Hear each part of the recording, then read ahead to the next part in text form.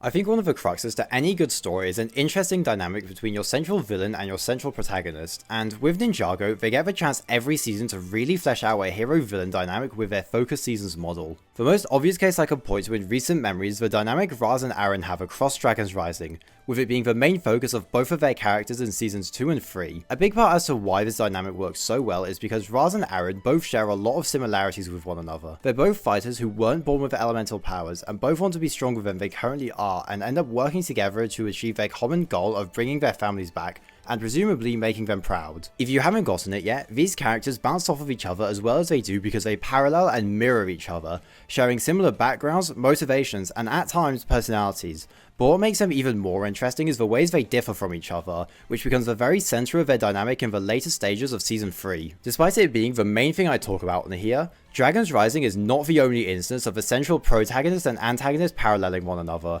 because the original Ninjago show did it pretty frequently in its 15-season run, but the one I'm here to talk about today is the one Lloyd and Vex have, because I think it's the strongest one of the entire original show. To recap the events leading into Season 11, Lloyd was in a pretty bad place mentally after the Oni trilogy. Not only had the woman he had fallen in love with completely betrayed his trust and used him as nothing more than a piece in her plan, but said plan resulted in Garmadon being brought back from the dead, with none of the goodness he had originally, and Lloyd's relationship with his father was completely destroyed now that he was a far worse and difficult person to deal with. This whole ordeal left Lloyd feeling like he wasn't able to really trust anyone, since the people he felt the closest to after Wu's disappearance were either dying or disappearing without proper reconciliation, and all of this came after Lloyd had already distanced himself from the ninja team pre-season 8. While the Fire chapter doesn't immediately pick up on this plot thread, we get a look into Lloyd's greatest fear, becoming like his father, who, from Lloyd's perspective, is an emotionally numb and socially shut-off individual who only sees life as a game of survival.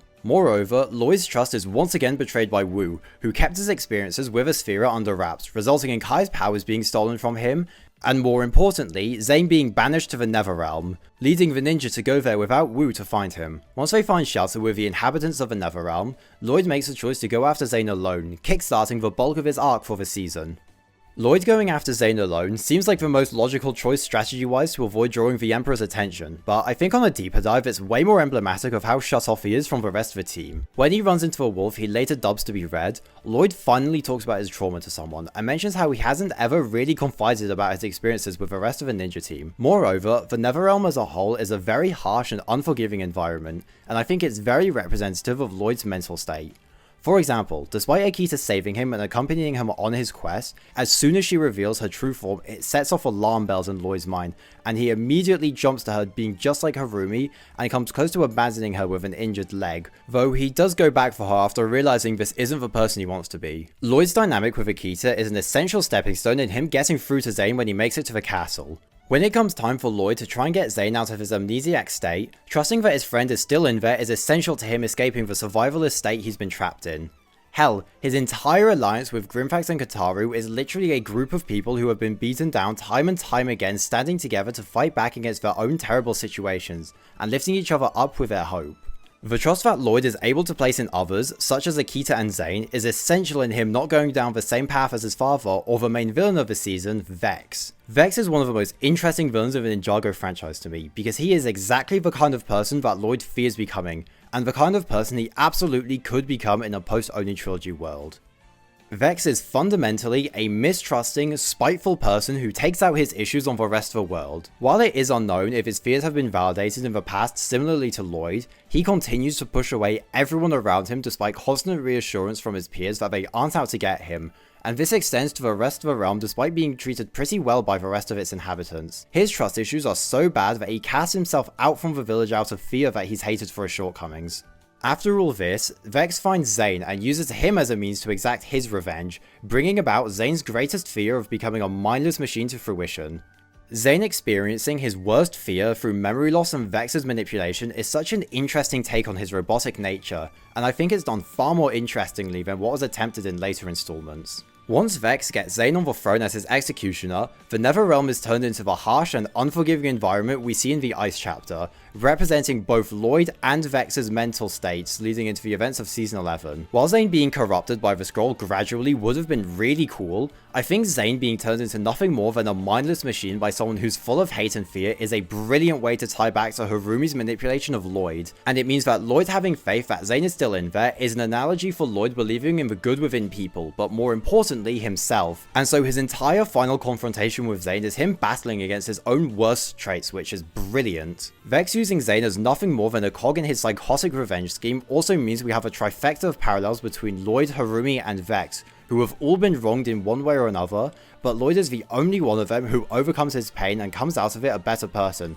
ultimately learning that he can open himself up to people without being burnt again, and he can now see the good in people without needing to blindly trust them. The difference between how Lloyd and Vex's stories end is great too. Vex gets exactly what he deserves, thrown out by everyone to fend for himself in the wild. I think the reason Vex's ending sticks with me so much is that instead of casting himself out, it's instead those he wronged who are casting him out. Vex was so convinced that everyone around him hated him that it ended up becoming true, because he was ultimately a bitter person who took it out on the world.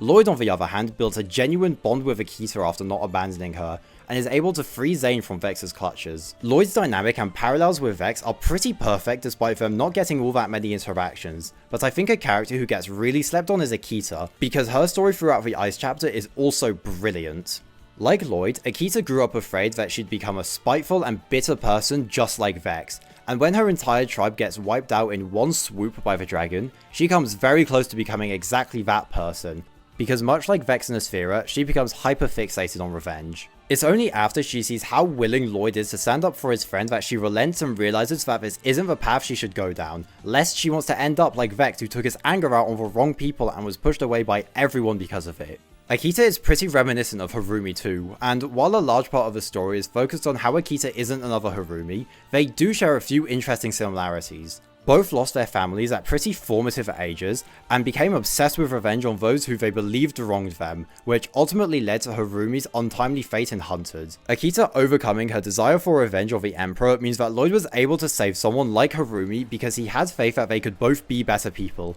which is a perfect way to give him closure on her. Season 11 is honestly kind of a perfect conclusion to all the story threads the Oni trilogy gave us, because through the Ice chapter, they managed to give closure to Lloyd's story with Harumi through Vex and Akita, who both managed to parallel not only Lloyd, but Harumi as well, creating a web of dynamics and parallels which I hope I've done justice in this video. I've created a rudimentary diagram to illustrate my points in the simplest way possible, and I hope my points haven't been all too confusing. This season has some absolutely brilliant storytelling, and I think that this plotline from the Ice chapter really holds up as one of Ninjago's best. As some of you may have noticed, this is an updated and remastered version of my very first video on this channel, and I figured it would be an appropriate way to end the year. I hope you've all enjoyed my videos this year as much as I have, and I wish you all a happy new year. Goodbye for now. Okay, but seriously, if Season 11 has so many dark mirrors, why don't they just clean them? You feel tired, look at yourself. Inside your heart you will find a special place to unlock.